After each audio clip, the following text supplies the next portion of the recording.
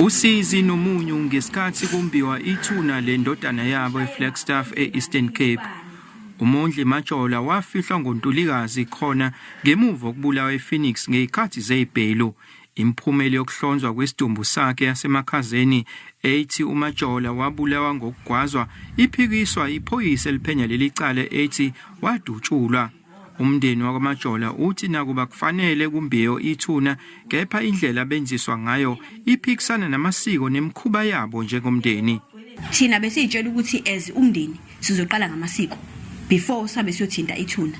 Because ithuna phela ngeke uvele uvuke kuseni uthi okay namhlanje ngiyithuneni ngoba even if isil clean ithuna senza amasiko kuqala uma uzoclean ithuna. Tshela mina ukuthi uzokwemba umzimba enye process leyo. uMajola ubenza ibanga likamatikuletsheni eWoodview ePhoenix ushonele ngakhona. Umndeni uthi ethemba ukuthi uzothola impendulo ngemuva kokuhlolwa kabusha kwesidumbu sakhe.